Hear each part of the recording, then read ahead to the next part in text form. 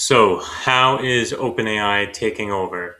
If you clicked on this video, you're looking to understand the psychology of their marketing, and that's what I'm going to go over. But the first thing I want to talk about before I even get into the video is some of the macro stuff that's happening around them. One, if you're into AI at all, you know Fable 5 and Mythos 5, which are Anthropic's newest models, and Anthropic is probably OpenAI's biggest competitor.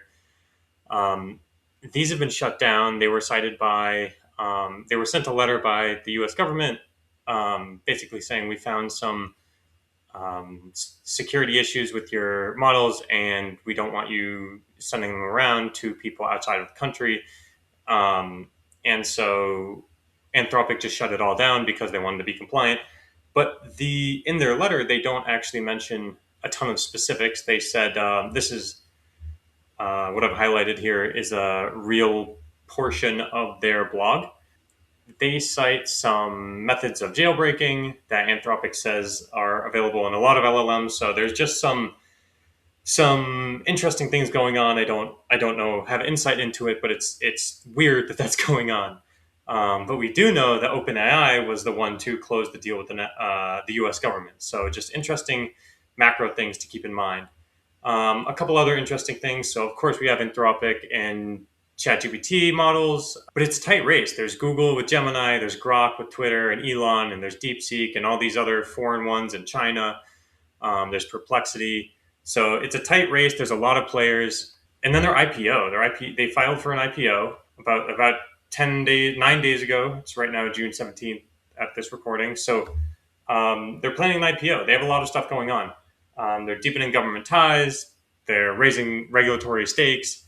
They're at a very pivotal time in their history. So, in this video, not to drone on, in this video, I'm going to go over their positioning, their creative and artistic direction, and their content, and why they're showing you what they're showing you, what they want to be seen as, and what they want you to do. Their branding, their content mix, and then their funnel. So, how are they getting people involved? What do they want you to do? How do they want you to do it? And why is it structured that way? What is their macro plan? Let's hop right into it. Starting out with their positioning, they are trying to portray the idea of being at the frontier of what's possible. Everything they do is oriented around possibility, progress, potential, practical uses. How can I, as a normal person, use ChatGPT to make my life feel futuristic, to feel like I'm doing something I never could have done before? And so, getting into the content and the artistic direction, this is what a lot of this is signaling. If we look at this thumbnail, creating black hole simulations, that's that's future, right? Training to cycle across Antarctica with ChatGPT. I don't even know how you would do that, and nobody really knows how you would do that. But the fact that they're doing these crazy things and they're using ChatGPT makes it feel like, oh, there's another level, and ChatGPT is what's getting people there. Again, feeding 500,000 animals in a single day with ChatGPT, all these content ideas are structured around that. Just to touch on the creative part of things, just because I love the creative part of things, if you want to skip ahead to the more architectural, statistic, macro stuff, you can go to this time. The typography is very, very interesting. So the O in OpenAI is a perfect circle. It's kind of emulating this like perfectly balanced thing, and there'll be a lot of nature motifs. So they talk about they show a lot of structure in nature. Let me show you this. If you look at this butterfly, even though this was made by Sora, but even so, these butterfly wings, you can see there's an intentional structure to them. Or this dragonfly, it's very intricate. There's a lot of little things going on in the wings, in the way the tail is.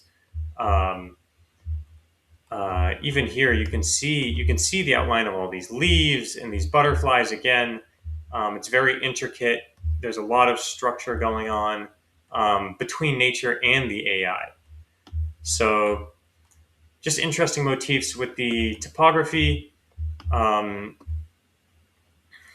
the imagery. So a lot of the imagery is oriented around people and how ChatGPT is a companion or complements the people in the images. So if we look at their YouTube banner, we have two people, they're working on their car, they don't quite know what's going on, but ChatGPT is helping them get to where they wouldn't have been able to otherwise. Because how many people know how to fix some random car issue? Maybe a mechanic or that, someone who's car persony, but not everybody. And then you see the ChatGPT title, name, what have you, right here, and it's kind of like a third person. If you imagine a third person standing here, where would they be standing? Probably, right shoulder to shoulder with these guys, just looking over at the phone. What do we do? And so they're positioning ChatGPT as a companion, a partner. It's there to help. And so the same thing you see in this Twitter banner is these two guys, they're working on something technical. He's on the computer. And then you see ChatGPT over here and a little workbench below it. Maybe it's at the workbench. Maybe it's looking over his shoulder at the laptop. But the point is, it's a companion. It's working with them. It's working alongside you. And you see that in the other content, in actual content as well. So generations of farming with ChatGPT, growing a family tamale shop with ChatGPT, all these big ideas that would have been overwhelming, but it seems simple. Their imagery is simple. They have a person here. It's just one guy. This is just one girl. But the weight of what they're saying is big. But the imagery is simple. And with ChatGPT, the text is very, very simple. So it's kind of got this to go into the through lines of the lore of what's going on is they have this calm in the face of enormous. There is so many big ideas. Meet the man running a broccoli farm in Japan with ChatGPT. So you can see all of this broccoli, and he's just running with ChatGPT. Again, we go back to training to cycle Antarctica with ChatGPT, black holes with ChatGPT. We can even look at this. So this was a video they posted, and it was just people. He just wanted to build an app. He was like, "Let's do a productivity app." And then the sound was like rocket ship launch. They were like, "We're launching in T minus 3, 2," and then things start shaking. He starts rising, but he's calm. There's nothing. He's not freaking out at all.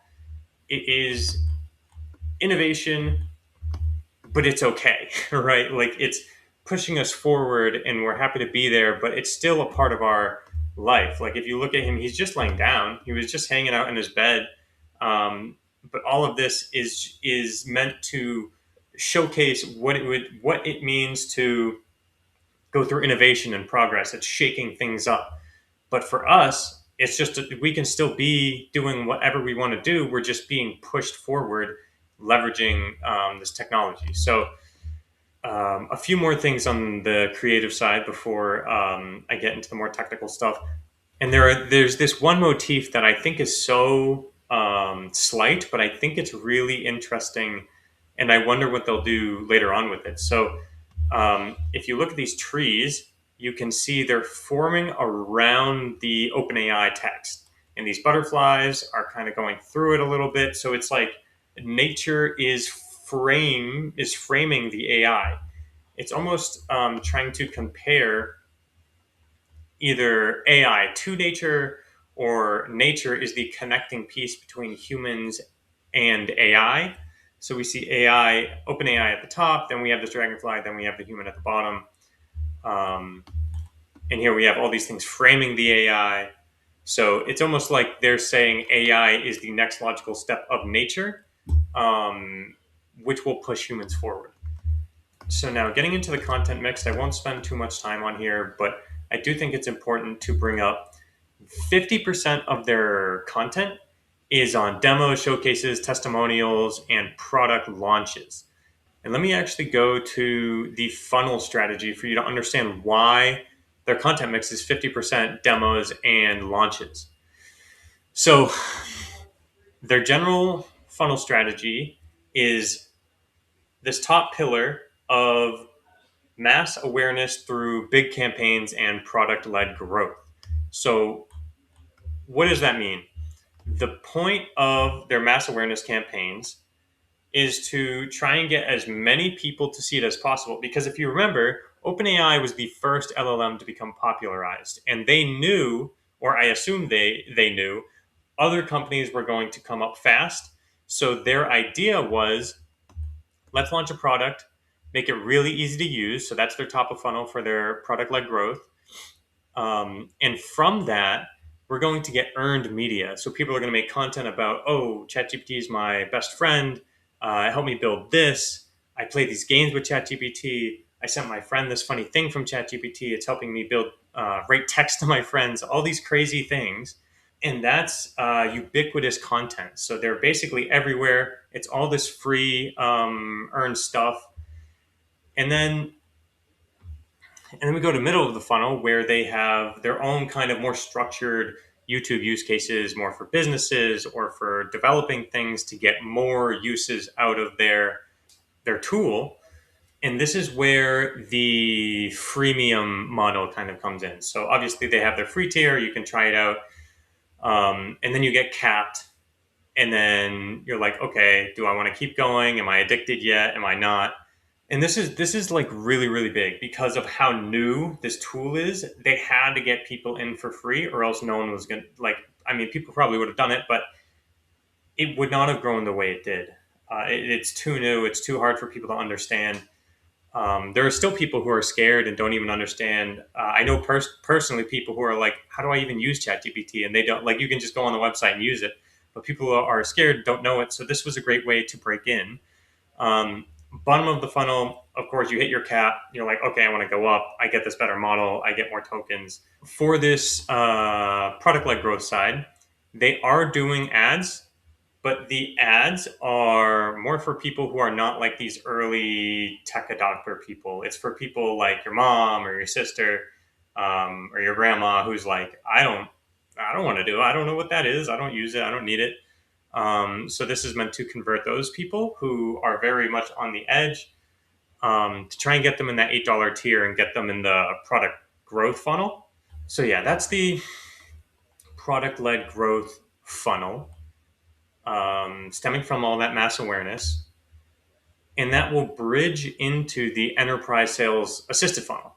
So it's mostly fed by product led growth. Employees who have used ChatGPT in their normal lives are now at work and they're like, I would love to use this at work. We can have connected systems.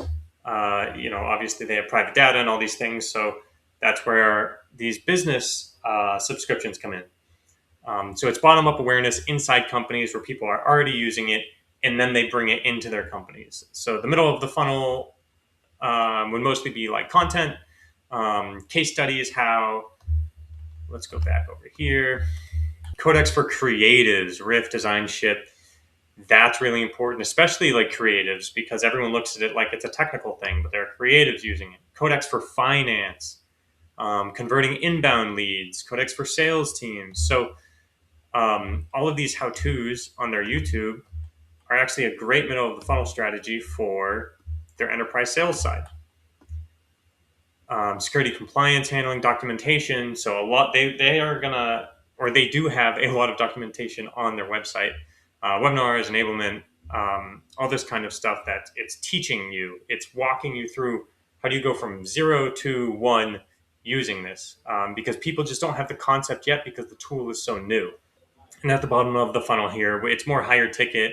We're going to have sales reps, pilots, enterprise custom pricing, very one-on-one relationships. And after that, we have their developer platform. And so this is where they build this kind of legacy ecosystem on top of their LLMs that other people, other creative people that want to build things and leverage this are going to fall down this funnel or go through this funnel. And ChatGPT is going to get more awareness, more content, blah, blah, blah. So what do they use here? They use developer days, technical content, word of mouth in the dev community, which is one reason their Discord is great. They have I think there's like 800,000 people in their Discord. Great middle of the funnel thing because it's great for customer support, as well as finding like-minded people. Maybe you find your co-founder in there. Maybe you learn something that just turns the wheels for you to get things going. And that's also a really warm conversion mechanism for them. to get people to use maybe a new API, see that there's an update and use this new feature, that kind of thing. And the middle of the funnel is somewhat similar to, the sales side. It's going to be a lot of tutorials, code examples, and how many ways, like teaching them in how many ways can you use this new tool. How is it actually useful? Because that creative part is the really hard part, to get people to think about. So community forums are huge. Again, that Discord, and then bottom of the funnel is more self-serve. So they get an API key, signups, credits, that kind of thing. And so the biggest questions to be had here are, yeah, they got this, this mass awareness, but isn't that expensive? Because like they have all these data centers. How much are they spending to give these people free use of ChatGPT? And so the idea of ChatGPT, because they were first to the scene, they were like, we want to capture as many people as we can. So they treat it as a moat. If they have all these people building a daily habit of using ChatGPT, they're not going to go to other AIs. They don't really feel like they need to. ChatGPT already understands them. And once they get them in, again, that is how they put them in their product-led growth funnel. And then they get them in the $8 program, and then they go to the $20 program, and they start learning more and more what they can do.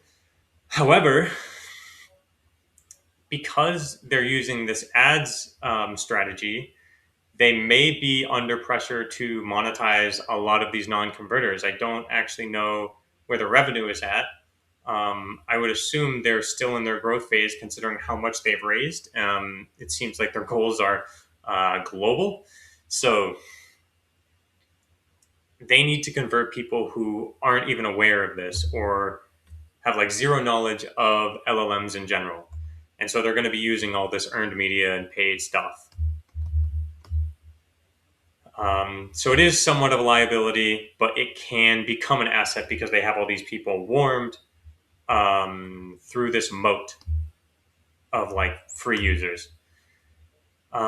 Second big question is, consumer subscriptions are low margin, so they don't get a lot of revenue even when they do subscribe. And they know that the enterprise and the API side is where they need sales motion because that's where most of the margin is. The kind of bridging from what I just said, they use product-led growth for acquisition, but sales is for expansion. Again, like I said earlier, these people are using ChatGPT, going to their company. They're like, hey, I use ChatGPT. I'd like to use that at work. So there's this bottom-up adoption. And with the mass marketing, everyone knows about ChatGPT, and they're like, oh, okay, maybe I'll consider using it from there. Maybe they use it in other things. So there's already this warm feeling of it because you already have heard the name. You kind of get a gist for it, even if you're not the one bringing it to the table. So it's a much warmer adoption than you might think. So yeah, so essentially the consumer's funnel, the consumer funnel's job is feeding the higher lifetime value enterprise and API motions as much as it is driving revenue for itself. And the last big question I have that I want to answer for you guys is, if the product is the funnel, so if ChatGPT is the funnel is only as strong as the product's lead in the market. So product-led growth converts on the awe effect. And when OpenAI came in first, it was amazing. Everyone was like, oh my God, this is crazy. But now it has Anthropic, and it has Grok, and it has Gemini and DeepSeek and Perplexity, and I think Perplexity was bought, but all these other companies. So as the gap closes, OpenAI will be under more pressure. So I expect to see more paid advertisement for them as they start to feel, things tighten up. The race is getting closer. LLMs are catching up. So this ad stuff that they're doing is kind of like an early hedge, because they might be losing more potential users to other freemium models, or people in their freemium model might convert because they like someone else's ad better. Someone they know is using the other one. They're like, just use this one. I can help you that way. Or the same thing, bottom up at an enterprise. Maybe they want to use Claude, and they're like, okay, I guess I'll use Claude now. I'm just more used to it. It knows me. And so some other modes they could leverage are brand, switching costs, again, that personality. So like you kind of feel like ChatGPT. This is user retention in the product. You kind of feel like your AI gets you. It learns more about you across chats. API lock-in. So maybe you have to purchase a year or a certain amount of credits. And so currently their model is assuming that they will be in the lead. If I was on their board, I would be worried about that. So I'm sure they're worried about it. Um, but I would argue they're still in the lead. I think they've teetered back and forth between Anthropic and them. But considering they landed that contract with the US government and considering Anthropic just got their two best models that were going to compete with OpenAI's best model, which became a very big deal, are now shadow banned from the United States. I'd be a little less worried about OpenAI's moat. That is OpenAI. That is how OpenAI is taking over. That's the psychology. That's the marketing. If you want to know more, you can find me on LinkedIn. If you have another company you'd like me to do a review on, leave it in the comments.